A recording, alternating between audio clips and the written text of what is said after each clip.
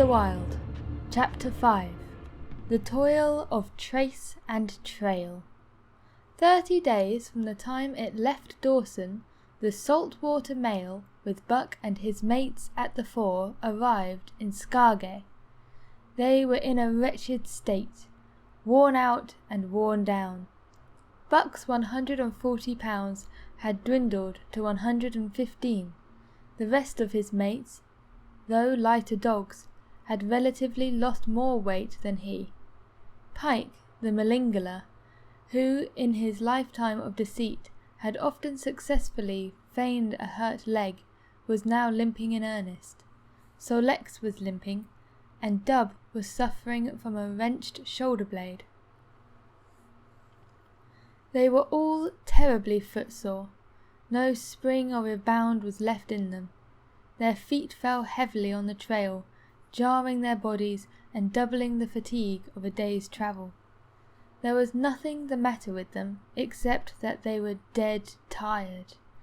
It was not the dead tiredness that comes through brief and excessive effort, from which recovery is a matter of hours, but it is the dead tiredness that comes through the slow and prolonged strength drainage of months of toil. There was no power of recuperation left, no reserve strength to call upon. It had all been used, the last bit of it. Every muscle, every fibre, every cell was tired, dead tired, and there was reason for it. In less than 5 months they had travelled 2,500 miles, during the last 1,800 of which they had had but 5 days' rest. When they arrived at Scargay, they were apparently on their last legs. They could barely keep the traces taut, and on the downgrades just managed to keep out of the way of the sled. "Mush on, poor sore feets," the driver encouraged them as they tottered down the main street of Scargay. "This is the last. Den we get the long rest, for sure. One bully long rest." The drivers confidently expected a long stopover. Themselves, they had covered 1,200 miles with the last 2 days, and in the nature of reason and common justice they deserved an interval of loafing.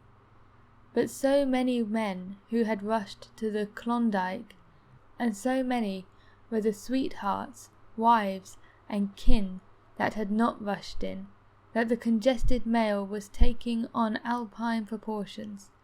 Also, there were official officers. Fresh batches of Hudson Bay dogs were to take the place of those worthless for the trail. The worthless ones were to be got rid of, and since dogs count for little against dollars, they were to be sold. 3 days passed, by which time Buck and his mates found how really tired and weak they were.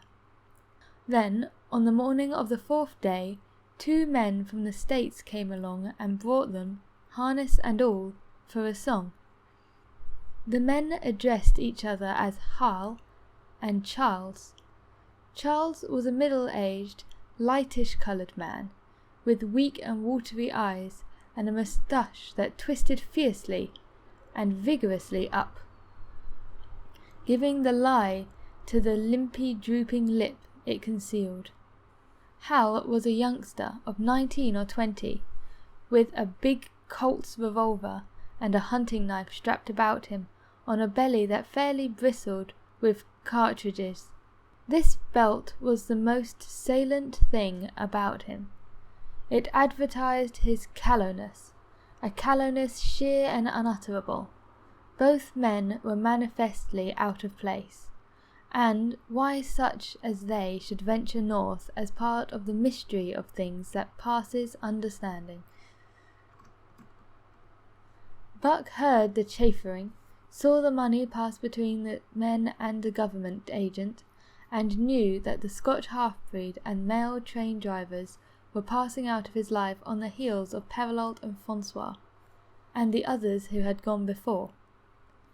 When driven with his mates to the new owner's camp, Buck saw a slipshod and slovenly affair. Tent half stretched, dishes unwashed, everything in disorder. Also, he saw a woman. Mercedes, the men called her. She was Charles's wife and Hal's sister. A nice family party. Buck watched them apprehensively as they proceeded to take down the tent and load the sled. There was a great deal of effort about their manner, but no businesslike method. The tent was rolled into an awkward bundle 3 times as large as it should have been. Their tin dishes were packed away unwashed. Mercedes continually fluttered in the way of her men and kept an unbroken chattering of remonstrance and advice. When they put a clove sack on the front of the sled, she suggested it should go on the back, and when they had put it on the back and covered it over with a couple of other bundles, she discovered overlooked articles which could abide nowhere else but in that very sack, and they unloaded again. 3 men from a neighbouring tent came out and looked on, grinning and winking at each other. "You've got that right smart load as it is," said one of them, "and it's not me should tell you your business, but you wouldn't tote that tent along if I were you." "Undreamed of!" cried Mercedes, throwing up her hands in dainty dismay. "However in the world could I manage without a tent?" "It's springtime. You won't get any more cold weather," the man replied. She shook her head delicately, and Charles and Hal put the last odds and ends on top of the mountainous load. "Think it'll ride?" one of the men asked. "Why shouldn't it?" Charles demanded, rather shortly. "Oh, that's all right, the men hastened meekly to say. "I was just wondering, that is all. It seemed mighty top heavy." Charles turned his back and drew the lashings down as well as he could, which was not in the least well, and, of course, the dogs can hike along all day, what with that contraption behind them, affirmed a second man.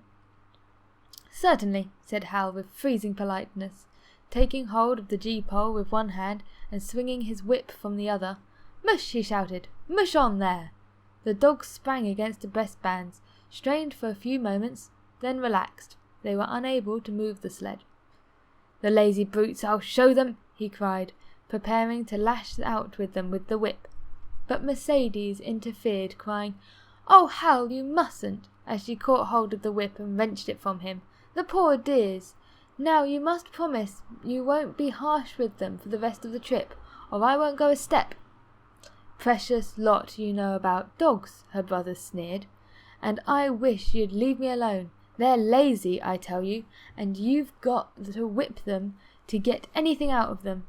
That's their way. You ask anyone. Ask one of those men." "They're weak as water, if you want to know," came the reply from one of the men. "Plumb tuckered out, that's what's the matter. They need a rest."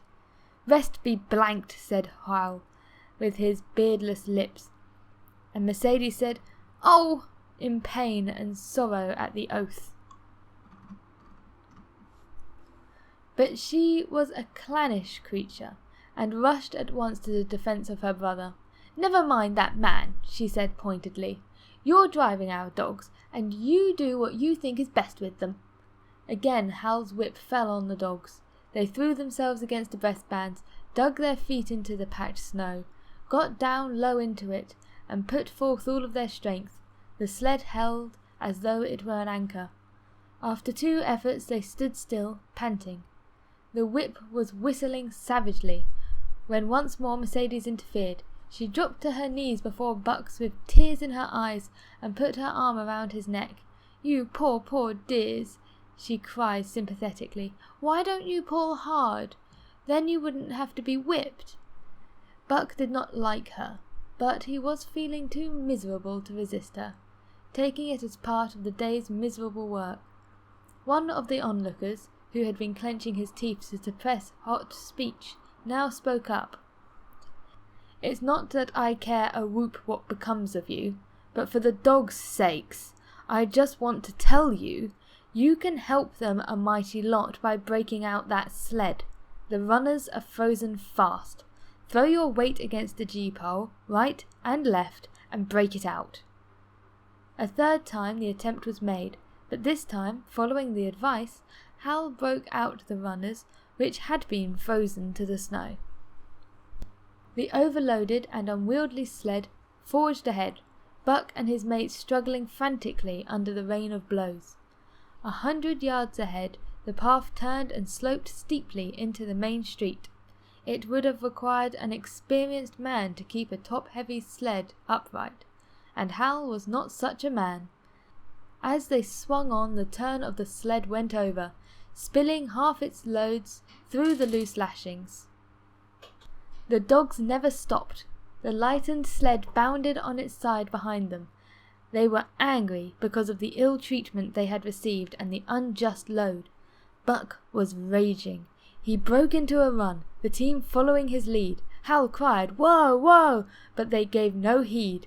He tripped and was pulled off his feet. The capsized sled ground over him, and the dogs dashed on up the street, adding to the gaiety of Scargay as they scattered the remainder of the outfit among its chief thoroughfare. Kind-hearted citizens caught the dogs and gathered up the scattered belongings. Also, they gave advice. Half the load and twice the dogs if they ever expected to reach Dawson, was what was said. Hal and his sister and brother-in-law listened unwillingly, pitched tent, and overhauled the outfit.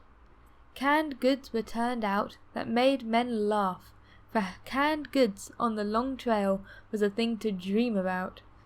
"Blankets for a hotel," quoth one of the men, who laughed and helped. "Half as many is too much. Get rid of them. Throw away that tent and all those dishes. Who's going to be washing them anyway? Good Lord, do you think you're travelling on a Pullman?"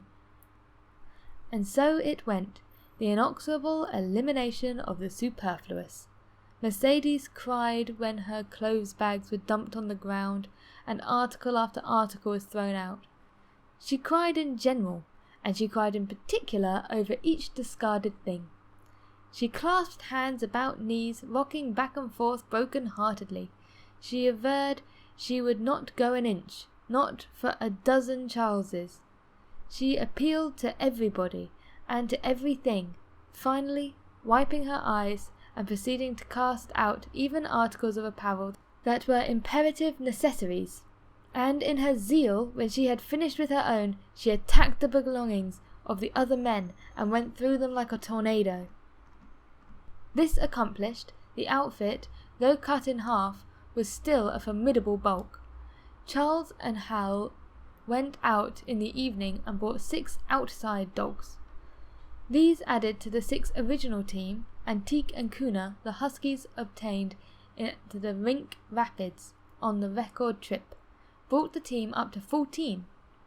But the outside dogs, though practically broken in since their landing, did not amount to much. 3 were short-haired pointers. 1 was a Newfoundland, and the other 2 were mongrels of indeterminate breed. They did not seem to know anything, these newcomers. Buck and his comrades looked upon them with disgust, and though he speedily taught them their places and what not to do, he could not teach them what to do. They did not take kindly to trace and trail. With the exception of the 2 mongrels, they were bewildered and spirit-broken by the strange savage environment in which they found themselves, and by the ill treatment they had received. The 2 mongrels were without spirit at all. Bones were the only things breakable about them. With the newcomers hopeless and forlorn, and the old team worn out by 2,500 miles of continuous trail, the outlook was anything but bright. The 2 men, however, were quite cheerful, and they were proud too. They were doing a thing in style with 14 dogs. They had seen other sleds depart over the pass of Dawson, or come from Dawson, but never had they seen a sled with so many as 14 dogs. In the nature of Arctic travel, there was a reason why 14 dogs should not drag one sled, and that was that one sled could not carry the food for 14 dogs. but Charles and Hal did not know this. They had worked the trip out with a pencil. So much to a dog, so many dogs, so many days. QED. Mercedes looked over their shoulders and nodded comprehensively. It was so very simple. Late next morning, Buck led the long team up the street. There was nothing lively about it, no snap or go in him and his fellows. They were starting dead weary. 4 times he had covered the distance between Saltwater and Dawson, and the knowledge that, jaded and tired, he was facing the same trail once more made him bitter. His heart was not in the work, nor was the heart of any dog, and the outsides were timid and frightened, the insides without confidence in their masters. Buck felt vaguely that there was no depending upon these 2 men and the woman. They did not know how to do anything, and as the days went by it became apparent that they could not learn. They were slack in all things, without order or discipline. They took half the night to pitch a solemnly camp, and half the morning to break that camp and get the sled loaded in a fashion so slovenly that for the rest of the day they were occupied in stopping and rearranging the load. Some days they did not make 10 miles, other days they were unable to get started at all, and on no day did they succeed in making more than half the distance used by the men as a basis in their dog food computation. It was inevitable that they should go short on dog food, but they hastened it by overfeeding, bringing the day nearer when underfeeding would commence. The outside dogs, whose digestion had not been trained by chronic famine to make the most of little, had voracious appetites, and when in addition to this the worn-out huskies pulled weakly, Hal decided that the orthodox ration was too small. He doubled it, and to cap it all, when Mercedes, with tears in her pretty eyes and a quiver in her throat, could not cajole him to giving the dogs still more, she stole from the fish sacks and fed them slyly. But it was not food that Buck and the husky needed, but rest, and though they were making poor time, the heavy load they dragged sapped their strength severely. Then came the underfeeding. Hal awoke one day to the fact that his dog food was half gone and the distance only a quarter covered. Further, that for love nor money no additional dog food was to be obtained.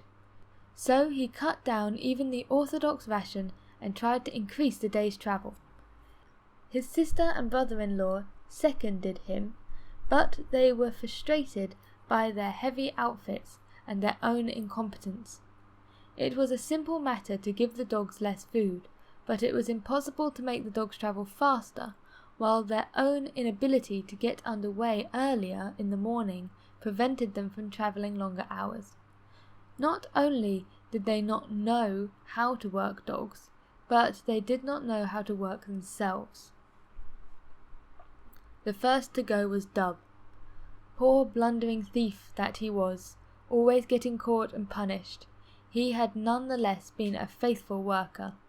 His wrenched shoulder blade, untreated and unrested, went from bad to worse, till finally Hal shot him with the big Colt's revolver.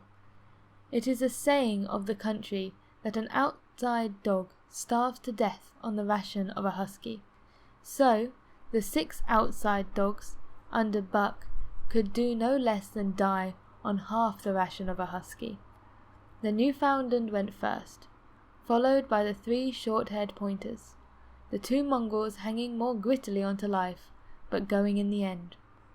By this time all amenities and gentleness of the Southland had fallen away from the 3 people.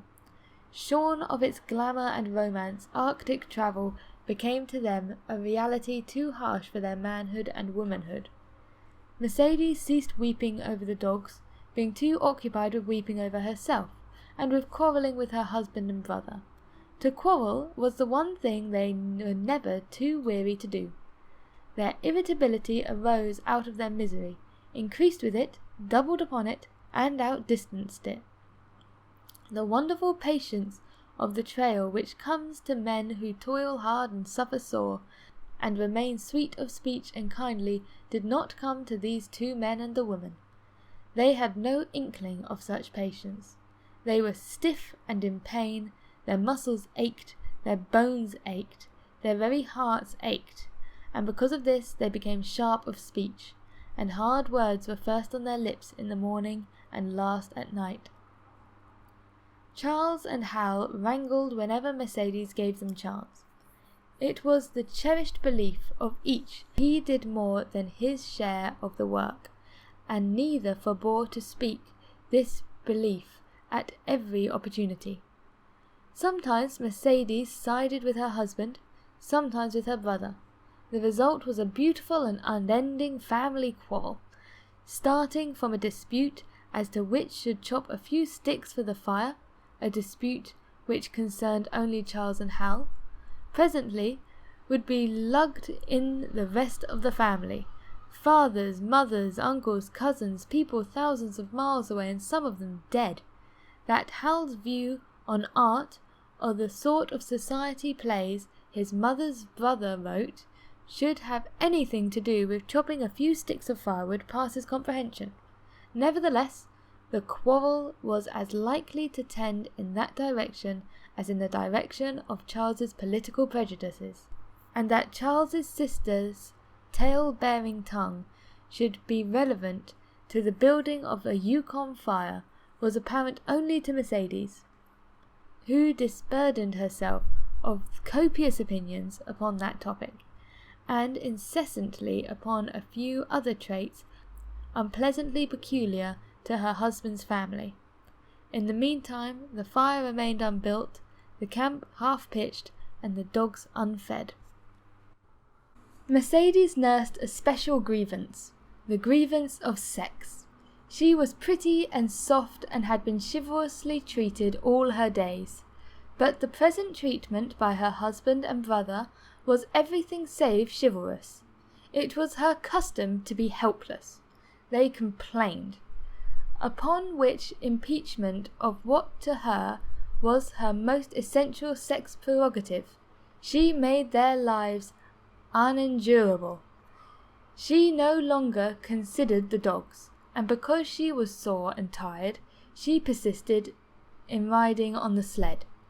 And she was pretty and soft, but she weighed 120 pounds, a lusty last straw to the load dragged by the weak and starving animals.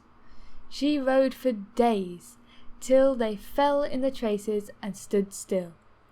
Charles and Hal begged her to get off and walk, pleaded with her, entreated, and while she wept and importuned heaven with a recital of their brutality. On one occasion they took her off the sled by main strength. They never did it again. She let her legs go limp like a spoiled child, and sat down on the trail. They went on their way, but she did not move. After they had travelled 3 miles, they unloaded the sled, came back for her, and by main strength put her on the sled again. In the excess of their own misery, they were callous to the sufferings of their animals. Hal's theory, which he practised on others, was that one must get hardened. He had started out preaching it to his sister and brother-in-law. Failing there, he hammered it into the dogs with a club. At the first 5 fingers, the dog food gave out, and the toothless old score offered to trade them a few pounds of frozen horsehide for the Colt's revolver that kept the big hunting knife's company at Hal's hip. A poor substitute for the food was this hide, but as it had been stripped from the starved horse of a cattleman 6 months back, in its frozen state it was more like strips of galvanized iron, and when a dog wrestled it into his stomach it thawed into thin and innutritious leathery strings, and into a mass of short hair, irritating and indigestible. And through it all Buck staggered along at the head of the team as in a nightmare. He pulled when he could, but he could no longer pull, and he fell down and remained down till blows from the whip or club drove him to his feet again. All the stiffness and gloss had gone out of his beautiful furry coat. The hair hung down, limp and draggled, or matted with dried blood where Hal's club had bruised him. His muscles had wasted away to knotty strings, and the flesh pads had disappeared, so that each rib and every bone in his frame were outlined cleanly, though the loose hide that was wrinkled in folds of emptiness. It was heartbreaking, only Buck's heart was unbreakable. The man in the red sweater had proved that. As it was with Buck, so was it with his mates. They were perambulating skeletons. They were 7 altogether, including him. In their very great misery, they had become insensible to the bite of the lash or the bruise of the club. The pain in the beating was dull and distant, just as the things their eyes saw and their ears heard seemed dull and distant. They were not half living or quarter living. They were simply so many bags of bones in which sparks of life fluttered faintly. When a halt was made, they dropped down in the traces like dead dogs, and the spark dimmed and paled and seemed to go out. And when the club or whip fell upon them, the spark fluttered feebly up, and they tottered to their feet and staggered on. There came a day when Billy, the good-natured, fell and could not rise. Hal had traded his revolver, so he took the axe and knocked Billy on the head as he lay in the traces, then cut the carcass out of the harnesses and dragged it to one side. Buck saw, and his mates saw, and they knew that this thing was very close to them. On the next day Cooner went, but the 5 of them remained. Joe, too far gone to be malignant, Pike, crippled and limping, only half conscious, and not conscious enough longer to malinger. Sol-leks, the one-eyed, still faithful to the toil of trace and trail, and mournful in that he had so little strength with which to pull. Teek, who had not travelled so far that winter, and who was now beaten more than the others because he was the fresher, and Buck, still at the head of the team, but no longer enforcing discipline or striving to enforce it, blind with weakness half the time, and keeping the trail by the loom of it and by the dim feel on his feet. It was beautiful spring weather, but neither dogs nor humans were aware of it. Each day the sun rose earlier and set later. It was dawn by 3 in the morning, and twilight lingered till 9 at night. The whole day long was a blaze of sunshine. The ghostly winter silence had given way to the great spring murmur of awakening life. The murmur arose from all the land, fraught with joy of living. It came from the things that lived and moved again, things which had been as dead and which had not moved during the long months of frost. The sap was rising in the pines. The willows and aspens were bursting out in young buds. Shrubs and vines were putting on fresh garbs of green. Crickets sang in the nights, and the days all manner of creeping, crawling things rustled forth into the sun. Partridges and woodpeckers were booming and knocking in the forest. Squirrels were chattering, birds singing, and overhead honked the wildfowl, driving up from the south in cunning wedges that split the air. From every hill slope came the trickle of running water, the music of unseen fountains. All things were thawing, bending, snapping. The Yukon was straining to break loose the ice that bound it down.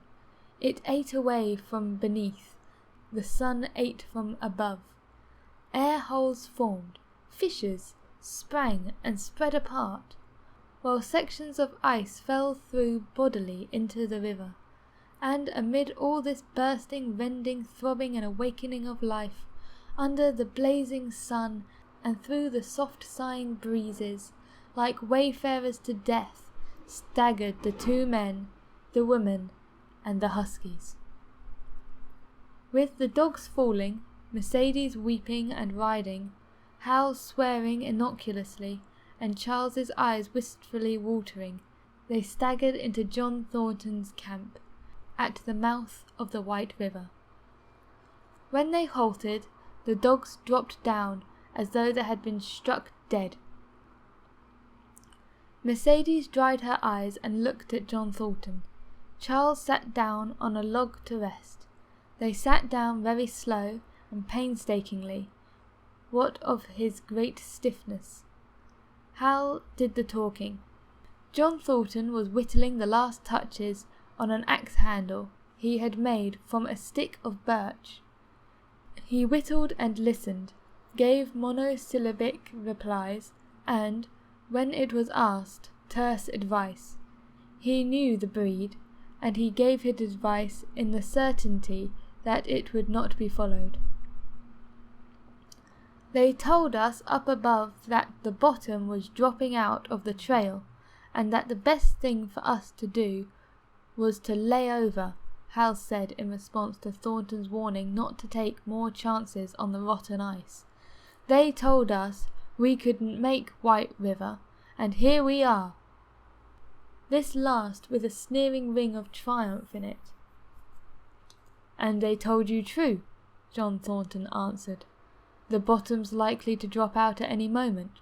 Only fools, with the blind luck of fools, could have made it. I tell you straight, I wouldn't risk my carcass on that ice for all the gold in Alaska. But that's because you're not a fool, I suppose, said Hal. All the same, we'll go on to Dawson. He uncoiled his whip. Get up there, Buck! Hi, get up there! Mush on! Thornton went on whistling. It was idle, he knew, to get between a fool and his folly, while 2 or 3 fools, more or less, would not alter the scheme of things. But the team did not get up when commanded. It had long since passed into the stage where blows were required to rouse it. The whip flashed out here and there on its merciless errands. John Thornton compressed his lips. Sol-leks was first to crawl to his feet. Teek followed, Joe next, yelping in pain. Pike made painful efforts. Twice he fell over, when half up, and on the 3rd attempt managed to rise. Buck made no effort. He lay quietly there where he had fallen. The lash bit into him again and again, but he neither whined nor struggled.